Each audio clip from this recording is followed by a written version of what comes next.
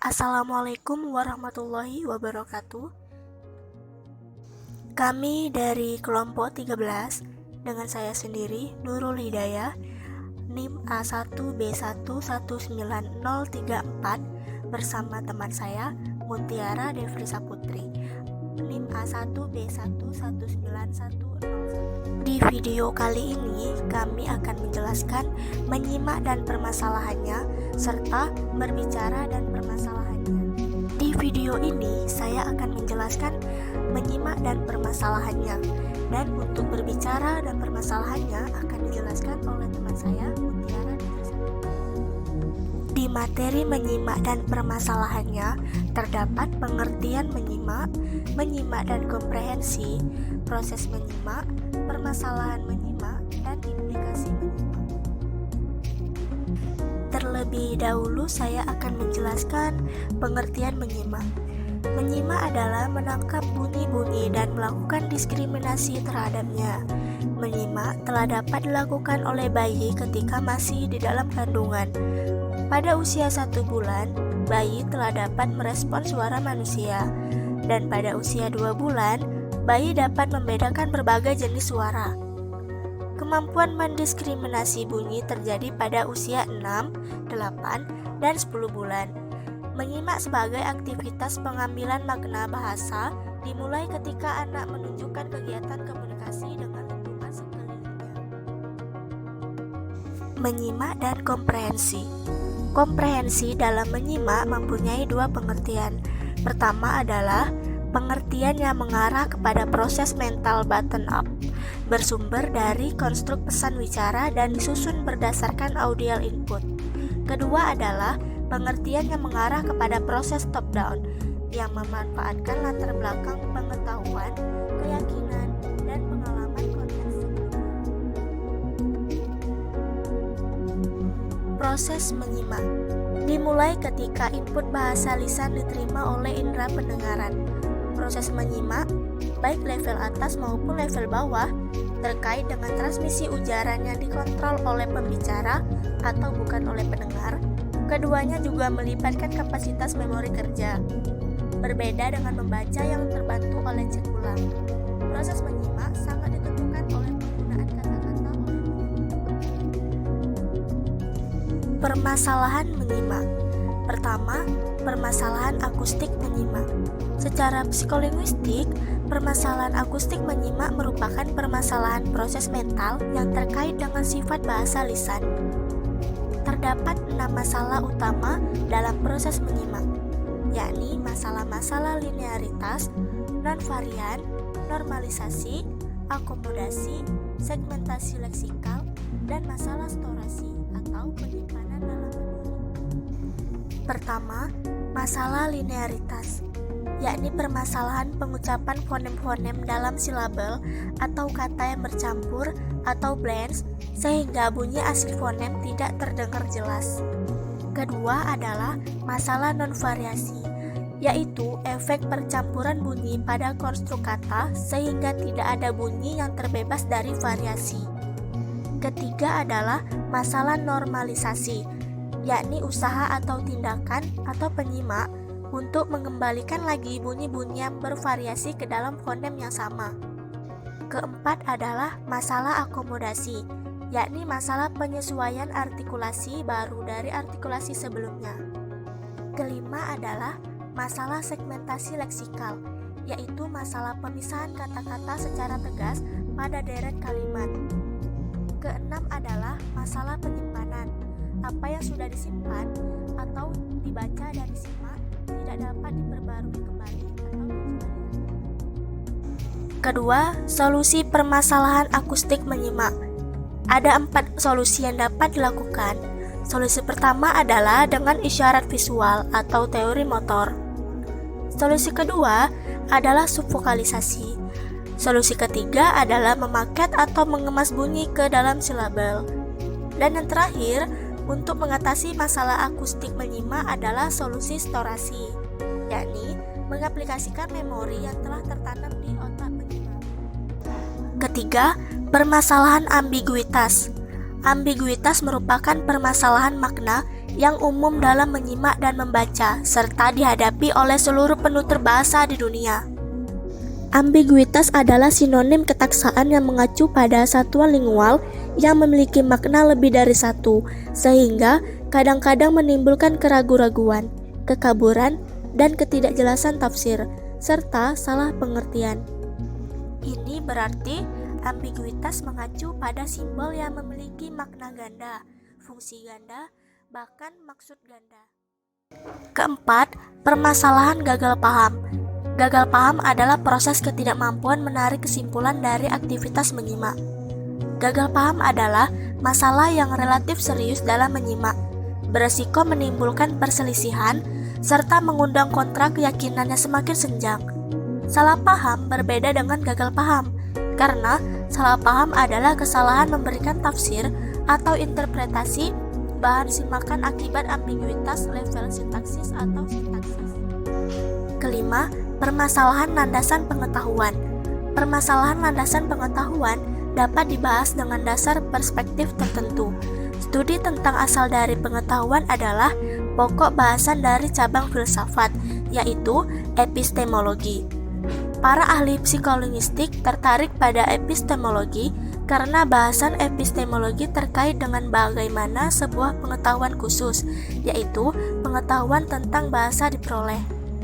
Pemahaman tentang bagaimana pengetahuan bahasa diperoleh dan berkembang di dalam otak seorang anak dapat diperoleh dari pemahaman tentang beberapa aliran filsafat, antara lain empirisme, rasionalisme, behaviorisme, dan fusionisme. Implikasi menyimak.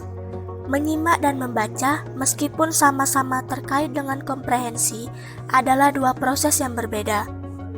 Pada proses membaca, materinya berupa serangkaian kata yang terpisah satu sama lain. Sedangkan pada proses menyimak, pendengar akan mendengarkan fonem, silabel, dan kata yang ucapannya saling bercampur dan bersambungan. Dalam pembelajaran menyimak, pendidik perlu memperhatikan beberapa permasalahan guna menerapkan atau bahkan mungkin menemukan solusi yang tepat. Baiklah, selanjutnya yaitu hakikat berbicara dan ujaran. Berbicara merupakan suatu proses yang rumit. Berbicara merupakan alat tindak ujar yang fundamental. Seorang pembicara berbicara untuk memberikan efek pada pendengarnya.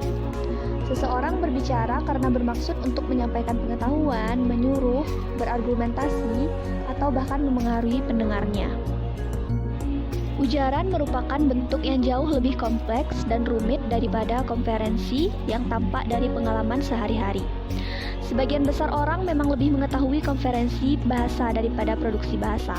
Hal ini dikarenakan umumnya lebih mudah untuk melakukan eksperimen dengan belajar materi pemahaman daripada membatasi produksi bahasa subjek. Selain itu, dipandang dari teori bahasa, produksi bahasa tidak dapat dianggap bersifat alamiah karena memiliki tujuan tertentu, seperti untuk bersosialisasi, memengaruhi orang lain, menyampaikan informasi, dan sebagainya.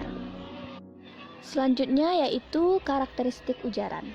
Ujaran normal berkisar 150 kata per menit atau rata-rata satu kata berkisar 400 milidetik di bawah tekanan waktu. Kecepatan dapat dengan mudah menjadi 2 kali, yakni setiap 200 milidetik pada keadaan normal. Bahasa orang dewasa memiliki kosakata aktif sekitar 30.000 kata. Pembicara dapat memilih kata yang tepat dari 30.000 kata tersebut atau tidak memilihnya sama sekali. Akan tetapi jika ujaran diucapkan dengan keraguan secara terus-menerus selama 2-5 kali per detik, maka kecepatan itu dapat bertahan sejenak tanpa menghilangkan banyak kata. Ada kemungkinan tidak ada proses kognitif yang diberikan oleh semua orang dewasa normal yang memiliki kecepatan bicara terlalu tinggi.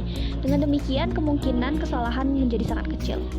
Berdasarkan uraian di atas, tampak bahwa ujaran bukanlah tindakan yang runtut tanpa henti. Ujaran merupakan tindak tutur yang terkadang berhenti, kadang kalah cepat, terkadang memiliki tekanan, dan kadang juga keliru. Ujaran juga bukan tindak monogaya, tetapi tampil dalam berbagai bentuk dari monolog, dialog, fokus group discussion, hingga berbagai bentuk diskusi seperti seminar ataupun simposium. Selanjutnya tipe ujaran. Ada 3 tipe ujaran menurut Laver. Yang pertama yaitu ujaran lancar berkelanjutan, yakni pada sebuah pembicaraan yang menggunakan beberapa frase fonologi yang dihasilkan tanpa senyap. Yang kedua ada ujaran lancar tidak berkelanjutan, yakni sebuah pembicaraan yang di dalamnya terdiri dari beberapa frase fonologi dan terjadi senyap antar fase tapi serupa dengan klausa. Yang ketiga ada ujaran tidak lancar, yang menimbulkan senyap seperti keraguan yang muncul bersamaan dengan frase fonologi. Hal ini sering terjadi pada ujaran kata asing. Selanjutnya berbicara dan produksi ujaran. Aktivitas berbicara dimotori oleh hemisfer kiri, yakni area Broca. Dengan demikian, berbicara berarti juga sebagai memproduksi ujaran. Berbicara meliputi 4 tahap, yaitu yang pertama konseptualisasi, formulasi, perencanaan fonologi, dan artikulasi. Sebagai produksi ujaran, proses berbicara pertama-tama dimulai dari tahap konseptualisasi yang di dalamnya terdapat pesan secara umum dan yang dikendalikan oleh adanya kemungkinan respon lawan bicara. Hal ini juga berhubungan dengan wacana dan pengetahuan mengenai situasi sekitar penutur, kamus, dan sebagainya. Tahap kedua yaitu formulasi, yakni menyambungkan pesan yang akan disampaikan dengan dukungan memori jangka panjang yang memiliki keterkaitan dengan kode gramatikal atau sintak dan kode fonologi. Tahap ketiga yaitu perencanaan fonologi, yang mana seseorang biasanya merencanakan pengucapan kata yang diucapkan secara tepat. Tahap keempat merupakan artikulasi atau pengucapan ujaran. Sampai pada pembicaraan yang jelas, kemudian diikuti proses penerimaan oleh pendengar berupa ucapan-ucapan yang dapat diterima oleh sistem komperensi pembicaraan dan diuraikan oleh penerima pembicara. Seorang pembicara dimungkinkan mampu memantau apa yang sedang didengar. Pembicara juga dimungkinkan berada pada tingkat perhatian yang relatif rendah atas apa yang sedang dibicarakan. Selanjutnya ada proses berbicara. Berbicara sebagai sebuah tindak atau aktivitas dibagi ke dalam 2 tipe, yakni perencanaan dan eksekusi. Sebelum berbicara, seseorang terlebih dahulu merencanakan apa yang akan dibicarakan, bagaimana mengatakannya, dan apa yang ingin didapatkannya dari pendengar. Pembicara lalu membuat rencana bagaimana melakukan eksekusi, mengucapkan segmen-segmen, kata-kata, frase, dan kalimat, lalu merealisasikannya. Rencana dan eksekusi terjadi begitu cepat, terkadang bersamaan dan tumpang tindih, juga tidak sementara terpisah secara jelas. Berbicara memang rumit, rumpil, dan kompleks. Dari perencanaan saja, pembicara membuat 3 lapis rencana, barulah kemudian menggerakkan program artikulasi dan melakukan eksekusi. Berikut ada beberapa proses berbicara yang disarikan oleh Clark dan Clark. Yang pertama yaitu discourse plans atau perencanaan wacana. Pada tahap ini pembicara memutuskan untuk menggunakan jenis wacana tertentu. Mungkin pembicara akan memilih bercerita, bercakap-cakap, memberi instruksi, mendeskripsikan peristiwa, atau membuat janji. Yang kedua ada sentence plans atau perencanaan kalimat. Setelah memilih wacana, pembicara mulai memutuskan untuk memilih jenis tindak tutur tertentu. Yang ketiga ada continuous plan atau perencanaan konstituen. Sekali pembicara memutuskan membuat kalimat, ia pun mulai merencanakan konstituennya. Yang keempat ada articulatory program atau program artikulasi. Begitu kata-kata telah dipilih, program artikulatory dalam kapasitas buffer memori menahan semua kata yang direncanakan untuk sebuah konstituen. Yang terakhir yaitu articulation atau artikulasi. Tahap akhir adalah eksekusi program artikulasi. Artikulasi dilaksanakan melalui mekanisme yang urut waktu. Program artikulator memberikan tugas kepada otot artikulatori dan lahirlah bunyi ujaran. Selanjutnya ada permasalahan-permasalahan dalam berbicara. Yang pertama yaitu kesenyapan. Kecepatan berbicara maupun kecepatan artikulasi dalam mewujudkan sebuah ujaran dipengaruhi antara lain oleh proses senyap atau kesenyapan. Kesenyapan diartikan sebagai jeda atau pause yang mengutarakan untuk diucapkan. Selanjutnya, monitoring diri selama berbicara. Menyampaikan beberapa hal yang berkaitan dengan pengendalian dalam proses berbicara, level melalui field. Yang pertama, ia menyampaikan pemantauan pembicaraan pada setiap tahap dari penyusunan pesan, terdiri dari pemeriksaan lekis utama, sintak, fonologi, dan perencanaan artikulator. Yang kedua, pembicara yang hanya memantau perencanaan artikulator sebelum proses berbicara berlangsung. Pemantauan atau self-monitoring dalam proses berbicara dilakukan pembicara selama berbicara. Pemantauan dilakukan berdasarkan 9 pernyataan berikut. Yang pertama, untuk apa seseorang pembicara perlu melakukan pemantauan? Yang kedua, inikah pesan atau konsep yang ingin saya ekspresikan sekarang? Yang ketiga, inikah salah satu cara untuk mengatakan hal itu?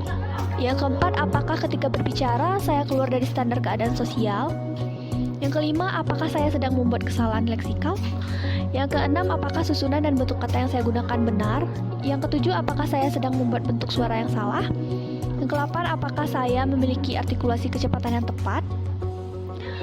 Yang terakhir, hal apa yang perlu diperhatikan dalam pemantauan berbicara? Menurut Field, dari kesalahan berbicara 75% tercatat kesalahan fonologi dan 53% dari kesalahan leksikal yang diperbaiki oleh pembicara. Hal ini merupakan bukti tidak langsung bahwa pembicara dapat mendeteksi semua kesalahan tapi masih tidak peduli untuk memperbaiki masing-masing kesalahan yang terjadi. Tidak semua sumber masalah mendapat perhatian yang sama. Konteks wacana merupakan faktor penting yang menentukan jenis kekurangan pembicara. Baik, sekian materi dari kelompok kami. Salah dan kurangnya kami mohon maaf. Saya tutup dengan wabillahi taufiq wal hidayah. Wassalamualaikum warahmatullahi wabarakatuh. Ujaran yang satu ke ujaran berikutnya. Kesenyapan terjadi dikarenakan oleh berbagai faktor dan berbagai bentuk. Yang kedua ada hesitasi. Hesitasi merupakan keraguan-keraguan atau kondisi bimbang yang terjadi pada saat berbicara. Keraguan-keraguan biasanya muncul akibat perencanaan produksi ujaran yang kurang matang. Selanjutnya ada kesalahan pesan. Sebelum berbicara, pembicara sudah melewati rangkaian perencanaan yang cukup rumit. Sebagai buktinya adalah munculnya berbagai jenis kesalahan ketika berbicara. Sebagai contoh, suara atau kata-kata dari akhir kalimat menyusup ke bagian awal kalimat. Hal ini memberikan bukti kesalahan gagasan tentang perencanaan. Kesalahan klasik jenis ini adalah adanya sponerism atau keseleo lidah yang dapat terjadi pada bentuk kata, morfem, dan fonem. Yang keempat ada kesalahan fonologis. Kesalahan-kesalahan yang bisa ditemukan dalam representasi fonologis dibagi dalam 3 bentuk, yaitu yang pertama ada segment extent error atau kesalahan pendapatan segmen. Yang kedua ada perseveration error atau kesalahan pengulangan ujaran. Yang ketiga anticipation error atau kesalahan antisipasi. Yang kelima ada kesalahan kalimat. Terminologi fungsional dan tingkat posisi berada pada sublevel kalimat. Terminologi ini dibedakan berdasarkan unsur-unsur yang terlibat, hubungan timbal balik, dan luas cakupannya. Kesalahan-kesalahan yang terjadi pada tingkat ini secara khas hanya terjadi pada unsur-unsur yang memiliki golongan tata bahasa yang sama. Selanjutnya ada permasalahan retrivasi leksikal. Selanjutnya ada permasalahan interpretasi. Produksi ujaran melalui serangkaian tahapan yang masing-masing dikhususkan untuk tingkat yang berbeda dan analisis linguistik. Yang terakhir ada kilir lidah. Kilir lidah atau slip of the tongue adalah kekeliruan ucap yang tidak disengaja. Penyesuaian informasi sebelum proses berbicara berlangsung membutuhkan pembuktian, yaitu apakah ada perbedaan tingkatan dalam proses berbicara ketika kita sedang mempersiapkan kata berikutnya. Pada bagian manakah peristiwa tersebut sering muncul?